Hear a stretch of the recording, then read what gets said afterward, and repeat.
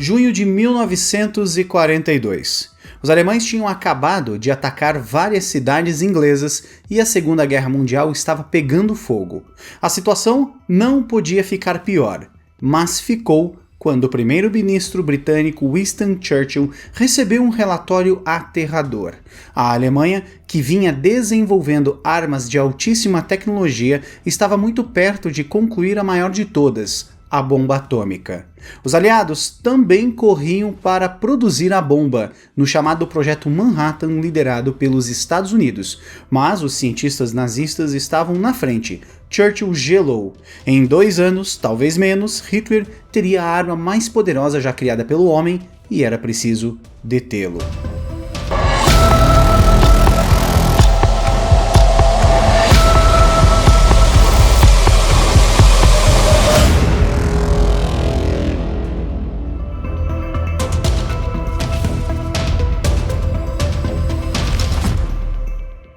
A bomba atômica de Hitler começou a sair do papel nos anos de 1930. O alerta amarelo soou em 1938, quando o físico alemão Otto Hahn bombardeou átomos de urânio com nêutrons e produziu partículas de bário, liberando energia. Ou seja, Hahn descobriu a fissão nuclear do urânio. Se essa fissão fosse atingida em larga escala, liberaria uma energia descomunal suficiente para uma arma atômica. Em 1939 veio o alerta laranja. A Alemanha tirou do mercado internacional o urânio da Tchecoslováquia, então ocupada pelos nazistas, e ficou com todo o minério para si, sinal de que estava desenvolvendo uma bomba. Em 1942, ela estava quase pronta e os aliados decidiram agir. Planejaram então uma missão para sabotar o coração do projeto nuclear alemão, a usina de Vemork, na Noruega ocupada. Era a única usina do mundo capaz de produzir uma grande quantidade de água pesada, ou seja, 2 moléculas de deutério e uma de oxigênio, um tipo de água que tem deutério ou hidrogênio pesado no lugar do hidrogênio comum. Como os átomos de deutério possuem um próton e um nêutron, ele é um excelente moderador, ou seja, desacelera as colisões de nêutrons produzidos pela fissão do urânio, permitindo controlar a reação em cadeia. Traduzindo, para operar um reator nuclear e desenvolver uma bomba atômica, você precisa de água pesada. O problema é que, na natureza, ela é muito rara, menos de uma molécula para cada 5.000 de água comum, e era extremamente difícil extraí-la. Os nazistas descobriram como fazer isso. Em 1942, a usina já produzia 12 toneladas de água pesada por ano. Churchill se reuniu com o presidente americano Franklin Delano Roosevelt para combinar o plano cuja execução ficaria a cargo dos ingleses. Havia um problema, no entanto. A usina ficava na beira de um penhasco no topo de uma queda d'água, cercada por minas e vigiada por soldados alemães. Um alvo quase impossível para um ataque terrestre, e bombardeá-la provocaria vítimas civis na cidade vizinha de Huskam. O único caminho era tentar então uma missão secreta. Em 19 de novembro, 34 soldados foram enviados para sabotar e explodir o local. Viajaram a bordo de 2 planadores rebocados por bombardeios Halifax. O objetivo era pousar na costa do lago Mosvatn, que alimentava as turbinas da usina. Cada time de 17 soldados levava armas explosivos e bicicletas desmontáveis. O primeiro grupo deveria esperar meia hora pelo segundo. Se ele não aparecesse, deveria executar sozinho a missão, descer a montanha de bicicleta até uma ponte suspensa que atravessava o desfiladeiro, matar silenciosamente os guardas da ponte, entrar na usina, destruir as máquinas e esvaziar os estoques de água pesada. Depois, os soldados deveriam se dividir em grupos pequenos de 3 pessoas cada e fugir então para a Suécia. Quem se ferisse receberia uma injeção de morfina e seria deixado para trás para morrer em território nazista. Os 2 bombardeiros cruzaram o Mar do Norte puxando os planadores e começaram então a sobrevoar a Noruega. Fazia muito frio e o gelo que se acumulava sobre os aviões e os cabos de reboque causou uma tragédia. Logo após ser solto pelo avião que o puxava, o primeiro planador espatifou-se numa montanha a nordeste do povoado de Helleland. Soldados alemães chegaram à região ao amanhecer e encontraram 14 sobreviventes, 6 gravemente feridos. Todos foram fuzilados. O outro planador cruzou o Mar do Norte e penetrou na Noruega, mas, ao atravessar uma nuvem carregada, o cabo de reboque se rompeu e o planador caiu. Dos 17 homens a bordo, 8 morreram e 4 tiveram ferimentos graves. Oficiais da Gestapo, a polícia secreta do Reich, chegaram pouco depois, prenderam e interrogaram os sobreviventes. Com eles, encontraram um mapa com um círculo azul sobre a usina de Vemork. A missão havia fracassado. Mas e agora? Os aliados se viram então numa encruzilhada. Bombardear a usina e matar milhares de civis na cidade vizinha ou tentar outra sabotagem?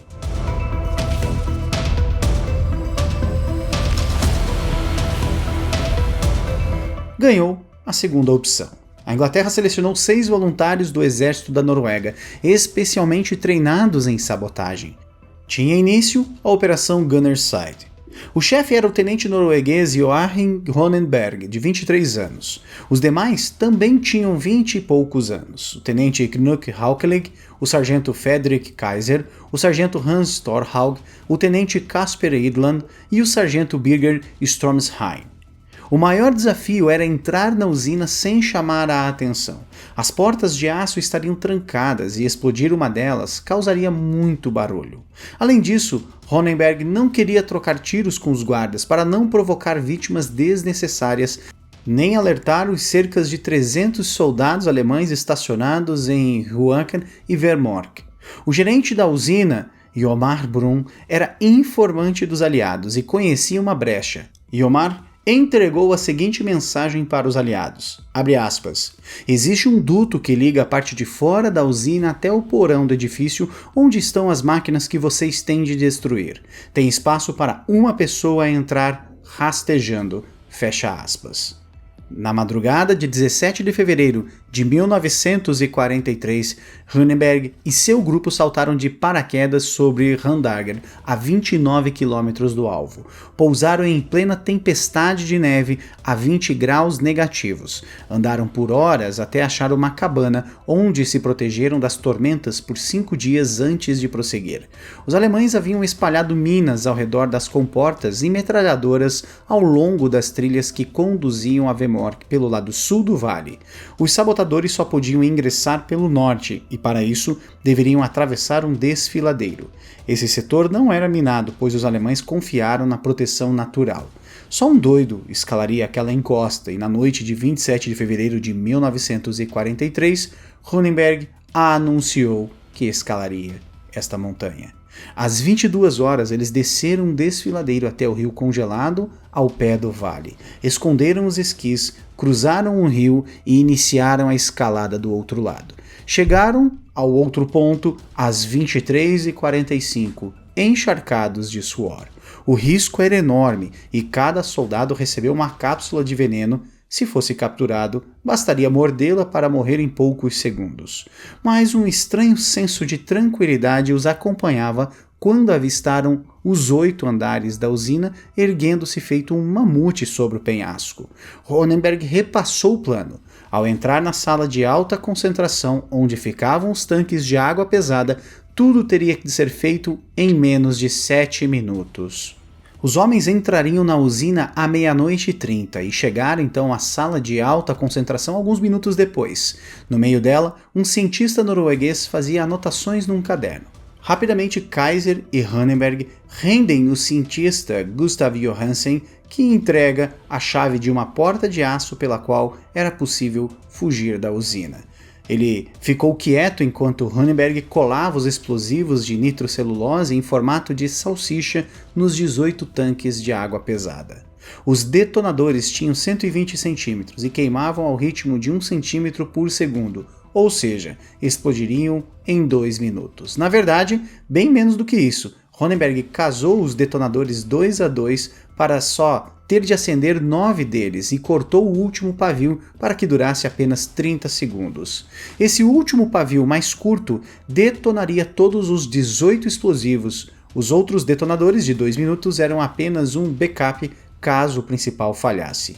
Em resumo, depois de acender o pavio, eles teriam apenas 30 segundos para sair correndo de lá.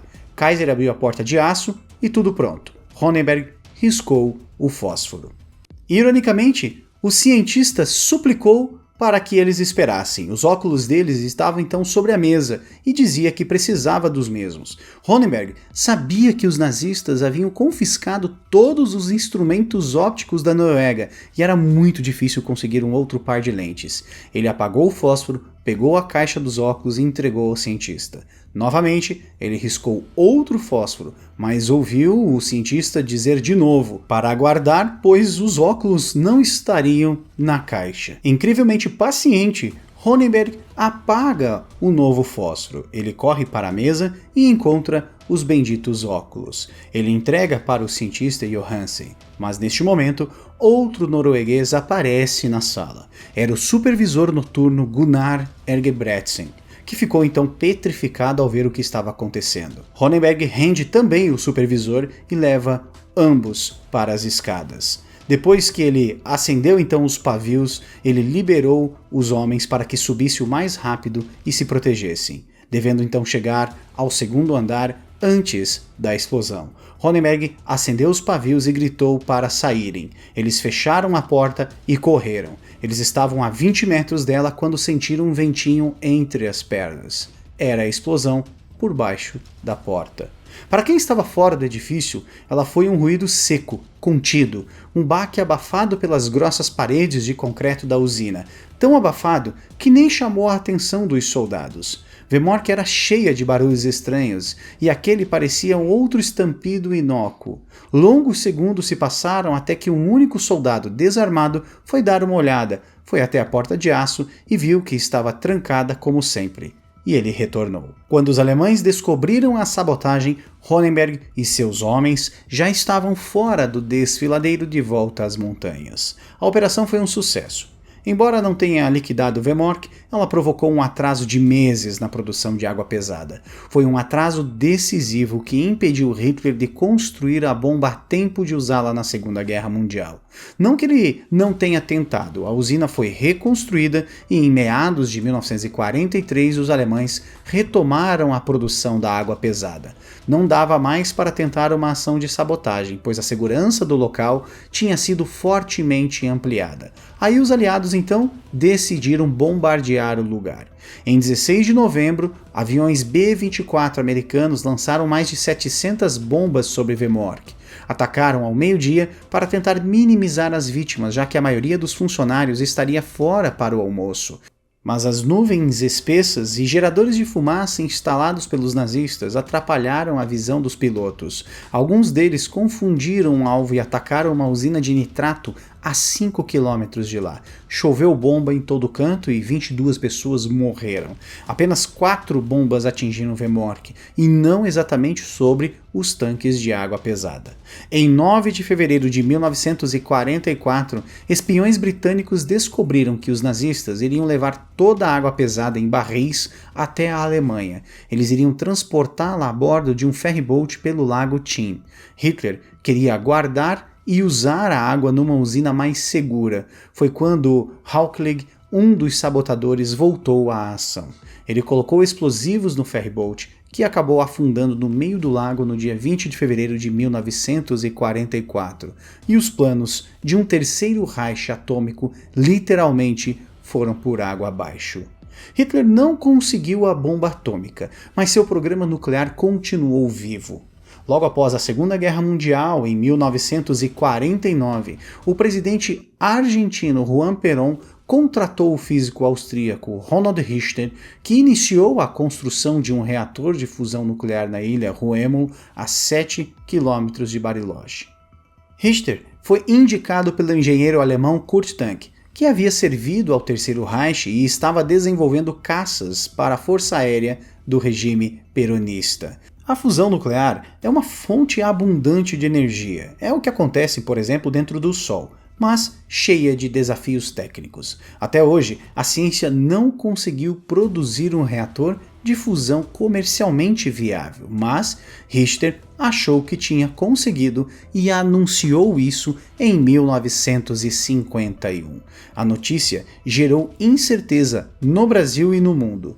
Será que a Argentina abrigaria o Quarto Reich? Estariam nossos irmãos, na verdade, desenvolvendo uma bomba atômica? Que nada. Em 1952, cientistas argentinos inspecionaram a ilha e descobriram que tudo não passava de uma farsa. O reator não funcionava. Richter ficou 5 dias preso. Devolveu as condecorações que havia recebido de Perón, foi solto e morou na Argentina até morrer em 1991. E todo o material que você viu neste vídeo pode ser encontrados também nestes livros que nós deixamos como dica para você, seguidor do Almanac Militar. Fica aqui o nosso muito obrigado por sua audiência, um grande abraço e até a próxima.